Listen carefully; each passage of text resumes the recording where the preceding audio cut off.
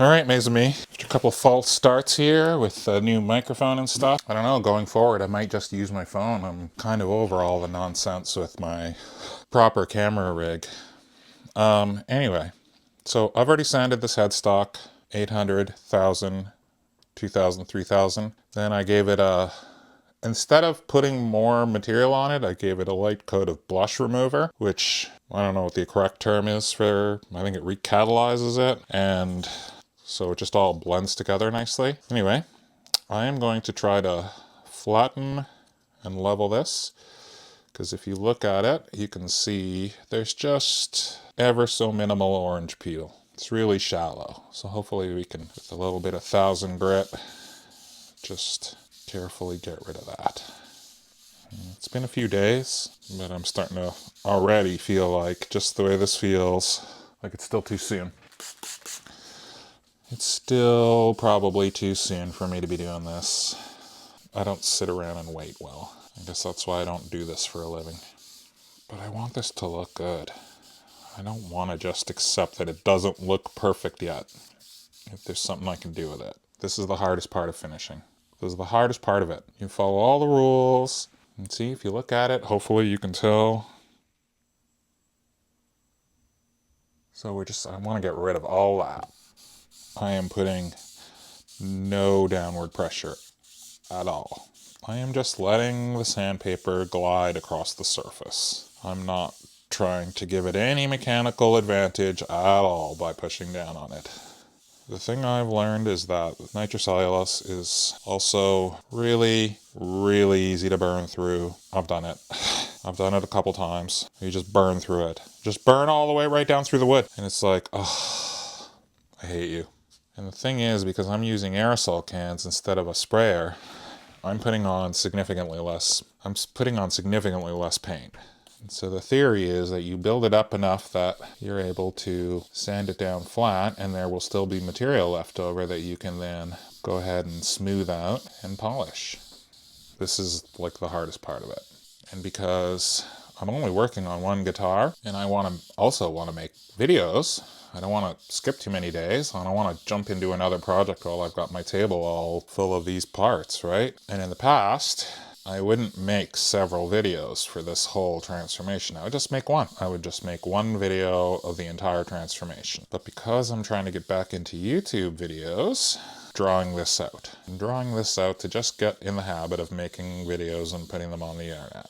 But also, what I'm starting to notice is that the people who are really watching are the people who actually want to like hang out with me. It's not people who are trying to learn to repair guitars who really are interested in my videos. It's people who decided that they just want to hang out with me. And I like that. I like that I exist like that for some people. Because you want to know what? My favorite YouTuber, pretty well really the only guy I watch on YouTube regularly anymore, is a car YouTuber. Some of you might know him if you're into cars. His name is Ricer Miata, Chris Rudnick. He used to be part of the old Haggard Garage.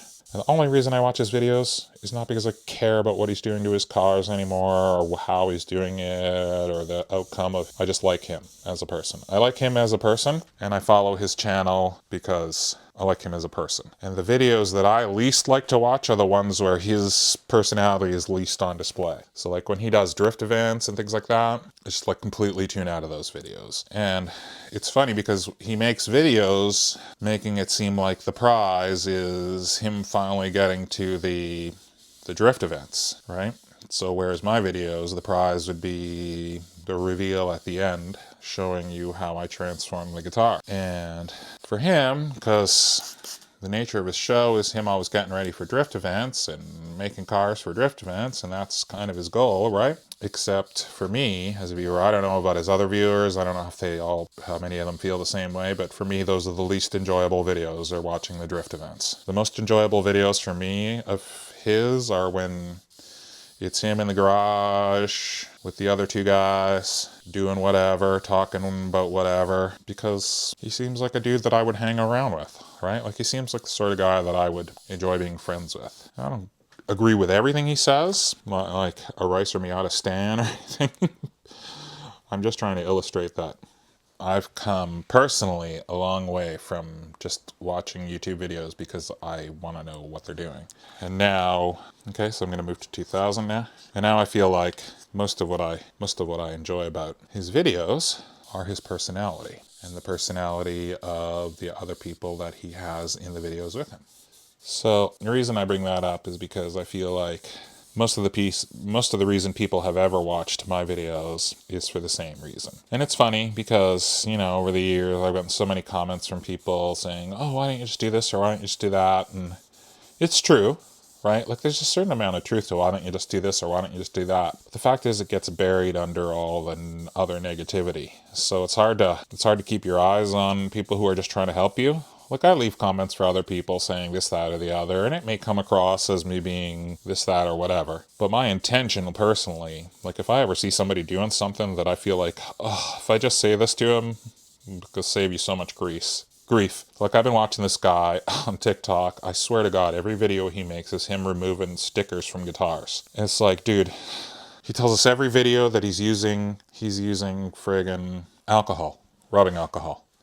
Like, dude, what are you doing? Rubbing alcohol's not gonna do what you want it to do here. Just get some lighter fluid.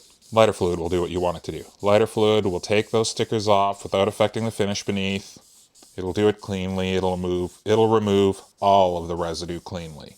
You don't need Goo Gone. You don't need expensive thing of Goo Gone. You just need some lighter fluid. I'm telling you because I've done it 1,000 times. So I've told this guy, like I commented on this guy's thing. Like, dude, just get some lighter fluid. I promise you, it'll be way easier. And of course, you get the sort of response that I guess I deserved. Oh, this is what I got. This is what I'm doing. Whatever. Okay. That's fine. Then he makes videos where he talks about the fact that he's not going to take any of the suggestions that people are shouting at him in his comment section. And now I feel like, oh, wait a second. So it wasn't just me that was telling you what you're doing was preposterous. It was everybody. And everybody was giving you good examples of how you should do this. And then I'm beginning to think, oh, he's doing this on purpose. He's doing this on purpose so people will jump in his comments section and tell him what he's doing wrong. And because the app prioritizes engagement, no matter what kind of engagement it is, he's in a win, no matter what. And then I think, oh, you're a jerk for doing that. That sort of dishonest game that you're playing is like, get out of here with that. Really, this is what we're doing now to get attention. We're just doing things purposely wrong. Like people used to get so mad at me in my comments for doing things that they thought was the wrong way or ineffective or could be done better. Like I just used to get so much of that. And after a while, you don't care what people are saying to you. I didn't. I personally didn't care what people were saying to me or how they were trying to help me because so many people were just jerks about it. And now I feel like I wasn't trying to be a jerk to this guy. I was genuinely like watching him struggle, thinking to myself, oh my God, let me help you with this because for real, a $2 bottle of some lighter fluid would make this significantly easier. And surely you have occasion to find yourself at a gas station if you drive, right? So it's not like you're going out of your way to get this. Whereas the difference between that sort of situation and what I was doing 10 years ago was that I just didn't have access to a lot of the stuff that I needed to do this properly, right? Buying stuff in Canada is not like buying stuff in the States. Like just getting access to nitrocellulose lacquer is a nightmare. Until this one guy came along and decided he was going to make it available to us. Buying parts for guitars, like nearly impossible, right? Until Amazon started to kick off and more places started to sell this stuff and make it available over the internet. And so I was literally at the mercy of whatever's available to me in Canada versus a guy who can just go to a gas station and just get some lighter fluid, dude. Just go to a gas station and get some lighter fluid. So it makes me think that he's either being purposely obtuse, or he's doing this on purpose to get people to run into his comments and tell him what he's doing wrong, which is legitimately what's going on with a lot of social media now, especially TikTok. People have definitely caught on to the idea that if you do something or say something just a little bit wrong, people are going to jump into your comments, and the more people jump into your comments to tell you you're wrong or you're this or you're that, the more that superheats your content and the more people it gets shown to because the app is prioritizing people who get engagement. So versus me, I used to sweat before I'd put up a video. I used to sweat just tears of anxiety thinking about all the awful things people would say to me when I put up my video, knowing that I'd done something sort of kind of the wrong way, or that I'd had to make do with some whatever, how I did something. Or maybe it was just my skill or whatever. And that stuff would just give me so much anxiety. I hated it. But now here people are doing it on purpose. So here I come back to YouTube after a couple of years of absence, right? For my own personal reasons. And I decide, I'd like to come back to YouTube because I did sort of have fun in the early days making videos. And even when I was just making videos for 10 or 12 people, like the level of excitement for me personally was like being on stage to musicians, right? So I like to get back to that. But then you watch people destroy, like they're absolutely destroying the life of... If you've been watching, if you're into social media, if you've been watching what's happening, this woman who used to do a character called Miranda Sings. My kids used to watch her. Her real name is Colleen Ballinger. And like the internet is just destroying her. And they're destroying her because some other internet personality feels like she did something wrong to him. And I don't know the whole story, and I'm not really interested in the whole story, but I just feel like, did she do anything illegal? No. Oh, she just didn't make the greatest decisions, it sounds like. But she didn't really do anything legal. Then you're destroying her life and basically pronouncing her guilty. And now everybody on the internet has decided that she's guilty because mainstream media have joined the crowd and started to report on this one's life. Like, I don't know what she did. I don't really know what she did. But nobody seems to be saying that she's done anything actually illegal. Like, people are throwing around a lot of awful terminology about this woman and awful accusations, and I can't help but feel anything but sympathy for her. That a man has decided that she groomed him, oh, I didn't even want to say that word, for various reasons. Whether she did or she didn't, if she hasn't done anything illegal, I don't know. Is some bad behavior worth destroying somebody's life over? Like, that's what you're doing. That's the choice that people are making right now. And it almost makes me happy that I'm nobody on the internet. Like, I'm nobody on the internet. And that's a blessing in disguise. It's 14 people who watch me on the internet, and then they're not trying to dig into every social media post I've ever made and scrutinize everything I've ever said on the internet. Dude, I know I've said some things that are questionable to people over the course of my life. I know I've said and done questionable things that if you just explain that in isolation to people, that they would think, oh, this person is a bad person. But you know what? Everybody has. Everybody has done and said things that, if they were explained without context to people at large, could make you look like an awful person. And guess what? That could destroy your life. Girl, I don't know about you, but here's what I know. That's now starting to look muy bueno. Okay? So you see right in there? You see that little bit of orange peel I'm just sort of leaving there? You're never going to see it. That's what I tried to take away. So we're at 3,000. I could keep sanding at the 3,000, but I think that's enough. All right. Try just a little bit of fine polish.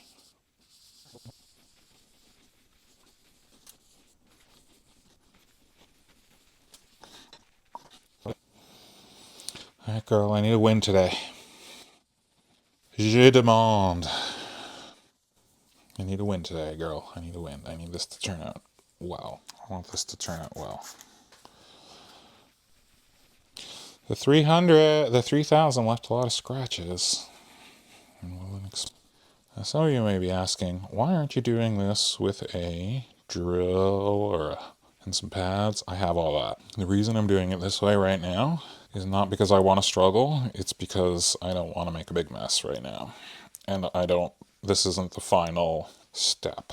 What I'm trying to do right now is accommodate my own personal shortcomings and situation by doing this by hand. If you're doing this right, it makes a huge mess. It makes a huge mess to clean up everywhere. So what I've decided is not to do that, but to struggle a little bit like a goof. Okay? Struggle a little bit like a goof and do it the hard way, so that you will all jump into my comments section and tell me how wrong I am. Okay? Maybe that's the key. Maybe I should just start making videos where I do the wrong thing every time.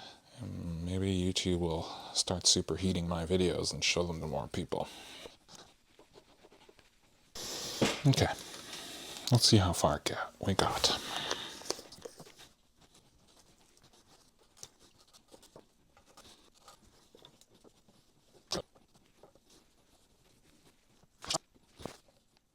There we go. Dude skis. Yes. Just like that. Yes. That's done. I'm calling that done. And I'm not polishing the rest of the body because it feels smooth to the touch, and the level of orange peel on the body is minimal. You can hardly see it. Can you tell if there's any orange peel there? You can't. And the body and the rest of everything looks exactly the same way as it would have. That's done. That's done, mon ami. It's going back together now. Hey? That's going back together now. I don't know about you, but that to me is complete. So what I'm going to do is start reassembling it. I guess I waited the correct number of days. Oh, dude, this looks perfect. I'm so pleased with it. It is so hard to achieve a factory looking. Okay, well, I keep getting interrupted by emergency alerts to tell me that there's about to be a tornado in my area. So that's super cute. I'm really happy about that. It's a good thing I had this cute little win here today, where this finally worked out in my favor. Oh, buddy. My dog's very upset. My dog is very upset. Oh, cutesy tootsy, look at that. Hey, I'm even going to stick the truss rod cover back on, just for funs.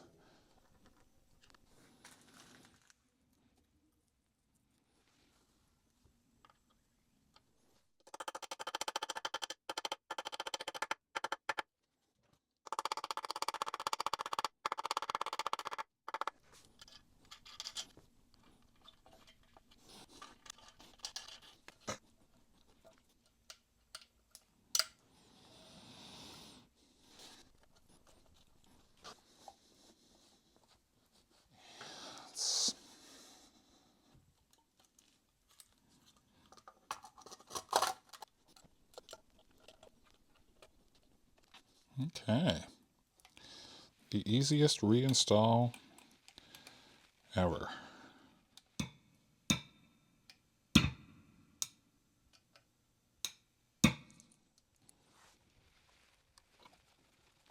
There we go. Now we can button her up. Now we can button her up.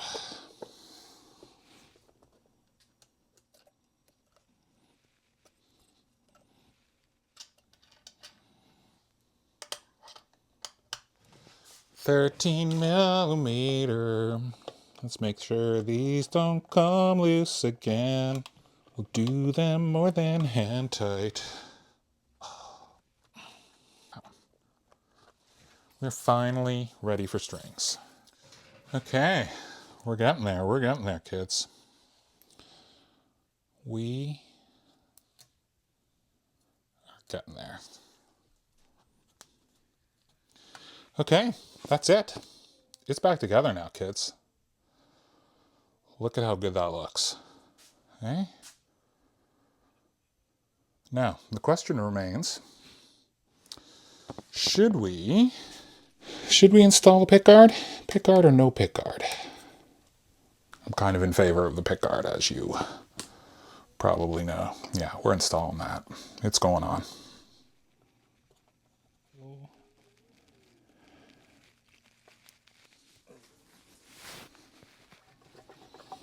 I am so happy with that. Oh my God. Look at how good that looks.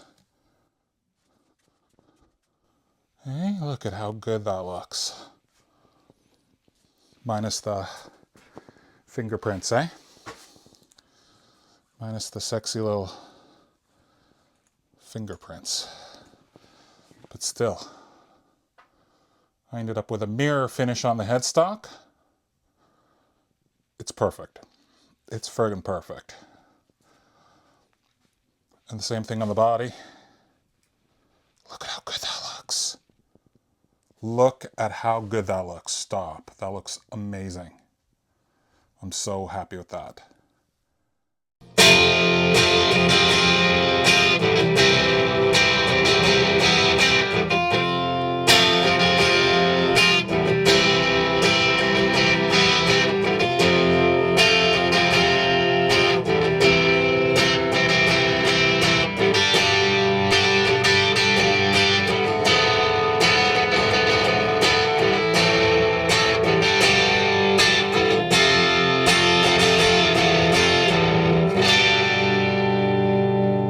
Cue massive effing sing-along.